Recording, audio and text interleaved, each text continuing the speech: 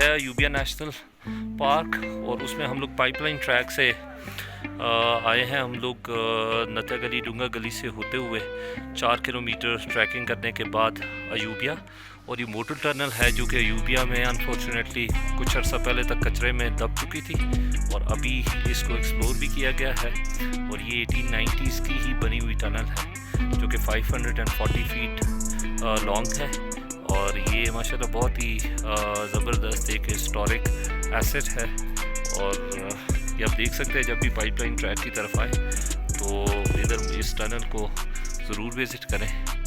तो अभी हम लोग मोटो टनल में से गुज़रने जा रहे हैं। तो बहुत अच्छे तरह से इसको रेनोवेट किया गया है और बिल्कुल ऐसे लगता है जिस तरह और यूरोपियन फोर्ट्स के अंदर टनल्स में जब आप जाते हैं, क्योंकि ये भी ब्रिटिश टेक्नोलॉजी के तहत बनाई गई है और ये बिल्कुल वैसी है जिस तरह यूरोप के अंदर फोर्ट्स हैं और उनमें टनल्स बनी हुई हैं।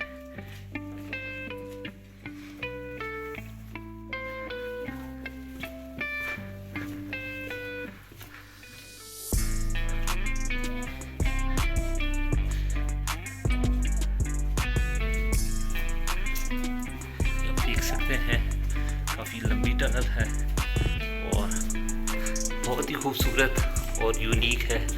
लाइटिंग बहुत अच्छी इसके अंदर की गई है और बहुत एक प्लेजेंट एहसास होता है इसके अंदर से गुजरते हुए।